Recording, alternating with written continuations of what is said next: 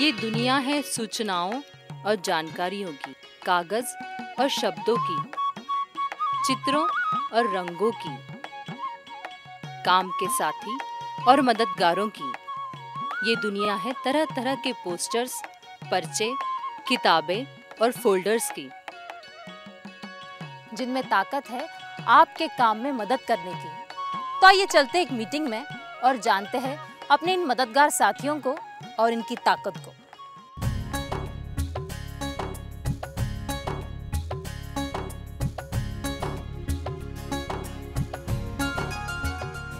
नमस्कार। आज इस बैठक में स्तनपान के विषय में बातचीत करनी है। मैं अपनी सरपंच भाभी से कहूँगी कि वह हमें कुछ बताए। नमस्कार बहनों। अब आप लोग सोच रहे होंगे कि सरपंच को स्तनपान से क्या लेना देना। तो अभी कुछ दिनों पहले तक मैं भी ऐसे ही सोचती थी, लेकिन जब मुझे उर्मिला और सलोनी ने स्तनपान के बारे में जानकारी दी तो मुझे लगा कि ये जानकारी तो गांव के हर आदमी, औरत, हर नर और नारी को मालूम होना चाहिए। अब देखो, ये दोनों उम्र में मुझसे बहुत छोटी हैं, बल्कि मेरी छोटी बहनों के समान हैं। फिर भी मैं इन्हें दीदी कहकर बुलाती हूँ। वो इसलिए कि ये दोनों गांव के नन्हे मुन्ने बच्चों की सच्ची दीदी हैं। अरे ये उनकी भलाई के लिए लोगों के पास जाती हैं, उन्हें समझाती हैं। और आज इस समूह की बैठक को इसीलिए यहाँ पर बुलाया गया है ताकि ये दोनों आपको स्तनपान के बारे में पूरी जानकारी दे सके। और अब मैं सलोनी दीदी और उर्मिला दीदी से निवेदन करूँगी कि वो दोनों यहाँ आएँ और स्तनपान यानी माँ के दूध के बारे में आपको पूरी जानकारी दें। आइए दीदी।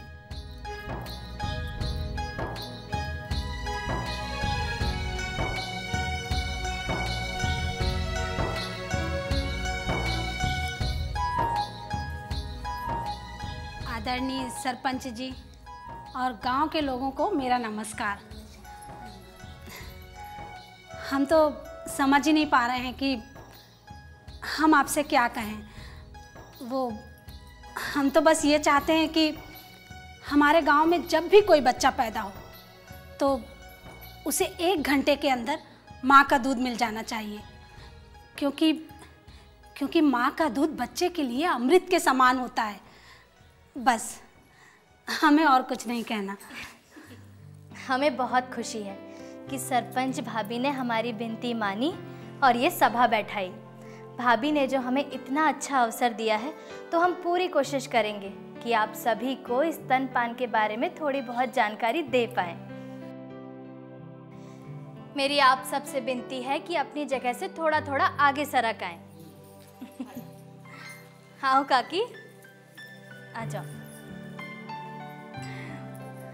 ताकि आप लोग इस किताब में बने चित्रों को अच्छी तरह से देख सकें।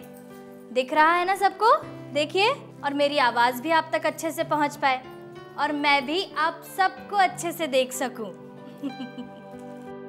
चलिए, अब मैं आप सबको एक कहानी सुनाती हूँ। एक गांव में एक काकी रहती थी। वो बहुत ही सयानी थी और समझदार भी, इसीलिए गांव के लोगों ने उनका नाम सयानी काकी रख दिया था। और उसी गांव के अस्पताल में उषा ने एक स्वस्थ बच्चे को जन्म दिया था। ये देखिए, बिस्तर पर कौन है? उषा। देखिए, दिख रहा है आप सबको? काकी दिखा? और उसके बाजू में कौन लेटा हुआ है? उसका नवजात शिशु, है ना? हाँ, और ये बाजू में बैठी हुई है उसकी सास, और ये बैठी हुई है कौन? सयानी काकी। अरे वाह, आप लोग तो बहुत जल्दी समझ गए। ये देखिए, सयानी काकी ने फिर कहा कि बहू, तुम बच्चे को अपना पहला दूध क्यों नहीं पिला रही हो?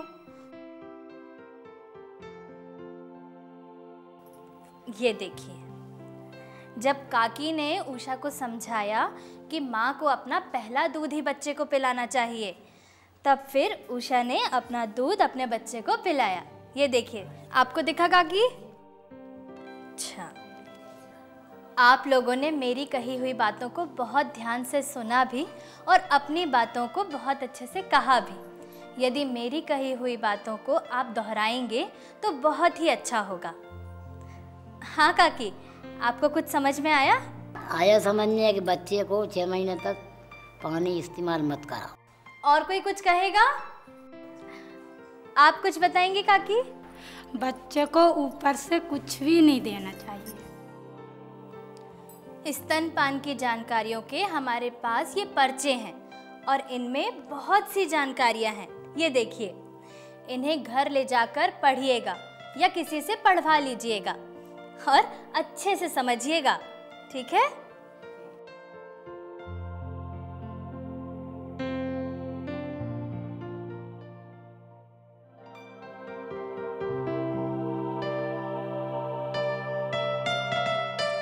उर्मिला बातचीत में हिचक क्यों रही थी?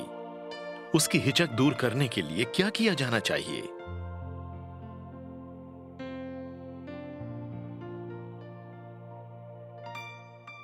सलोनी द्वारा फ्लिप बुक के उपयोग के दौरान क्या क्या किया गया?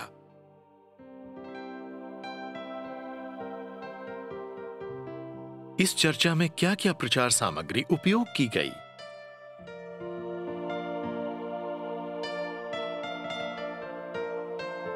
तो ये थी हमारी मददगारों और हथियारों की दुनिया। हथियार मतलब हमारे पास आने वाली प्रचार प्रसार सामग्री। तो आइए देखते हैं कि मीटिंग के इस दृश्य में क्या क्या प्रचार सामग्री थी। पोस्टर्स, पैम्पलेट्स या पर्चे, फ्लिप बुक और बैनर। ये भी पहचानना जरूरी है कि कौन सी सामग्री हमारे काम में क्या क्या मदद करती है।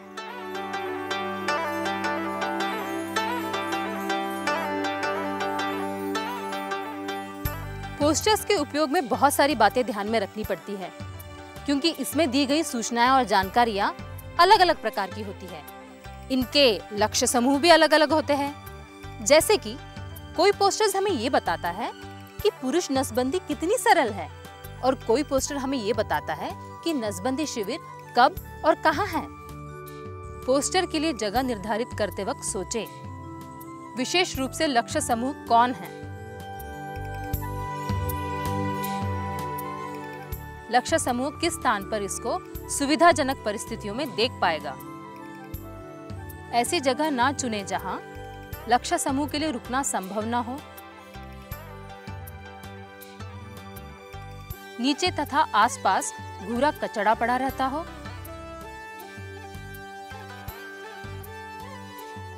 बारिश का पानी पड़ता हो। चिपकाने की सतह पर नमी हो। पोस्टर चिपकाते वक्त ध्यान रखें, चिपकाने की सतह समतल हो। उस स्थान पर पर्याप्त रोशनी हो। पोस्टर्स की ऊंचाई इतनी हो कि दर्शक गर्दन सीधी या थोड़ी सी ऊंची कर पढ़ सके।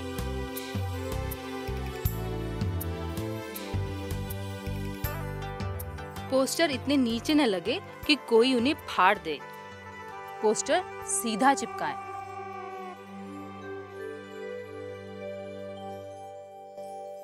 जहां पहले से ही पोस्टर लगे हो वहां पोस्टर न चिपकाएं।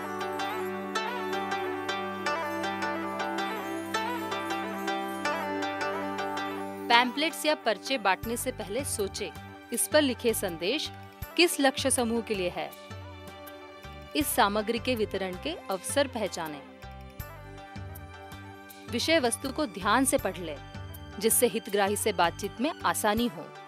वितरण के अवसर: गृह भेंट के दौरान, आपसी चर्चा के दौरान, समूह चर्चा के दौरान। बैनर्स ऐसी जगह लगाएं जहां से सरलता से पढ़ा जा सके। सीधा लगाएं, सिलवटें ना पड़े। पोस्टर के लिए स्थान चुनने में क्या क्या बातें ध्यान रखना जरूरी है?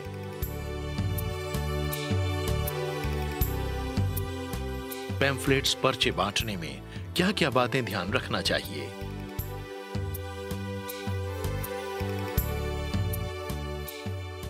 बैनर्स लगाने में क्या क्या बातें ध्यान रखना चाहिए?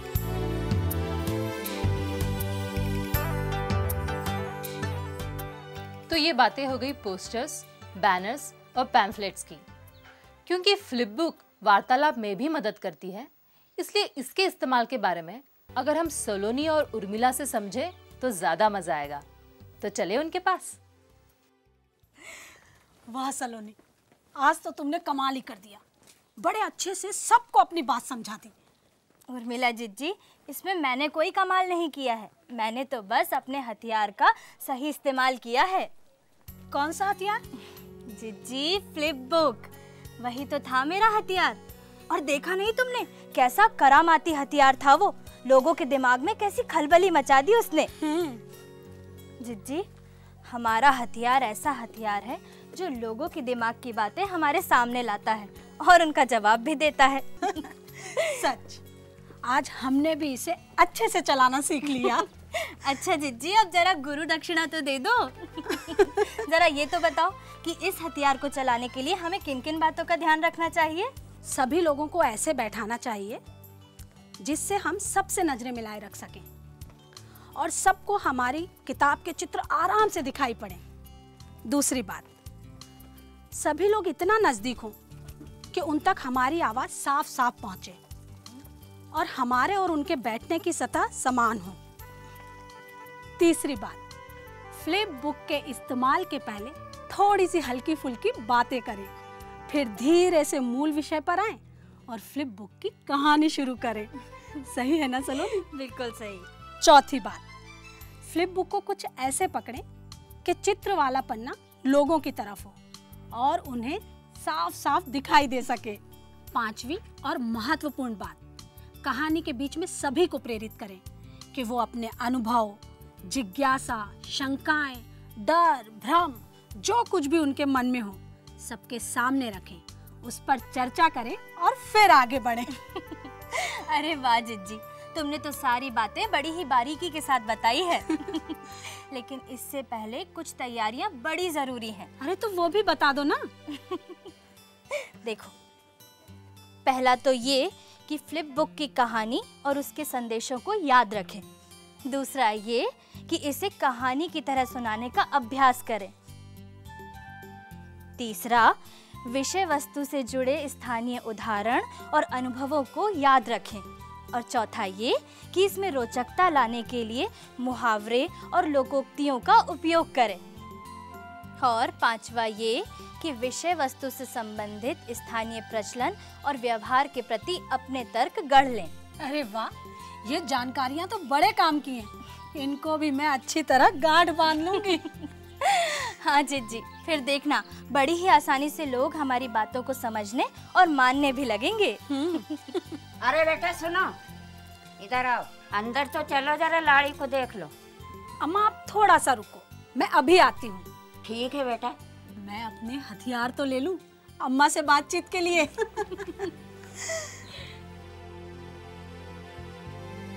हितग्राही को फ्लिप बुक में चित्र दिखाकर उनकी जिज्ञासा बढ़ाएं तथा उनकी सोच को जानें।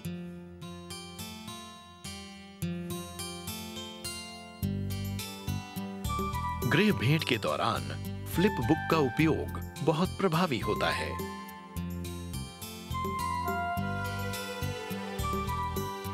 गृह भेंट के दौरान फ्लिप बुक के संदेशों के अनुसार घर के लोगों जैसे बहू, सास, पति, अन्य सदस्य से चर्चा की जा सकती है।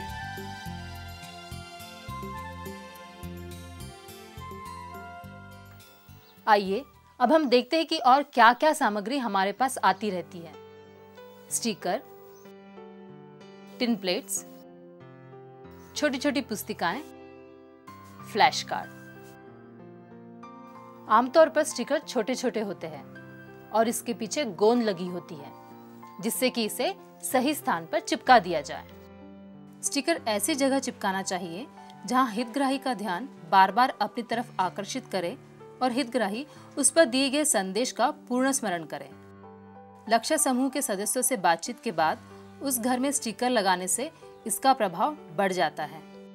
स्टिकर को नमी रहित दीवार, दरवाजे या खिड़की पर चिपकाना चाहिए। स्टिकर को समतल सतह पर ही चिपकाना चाहिए।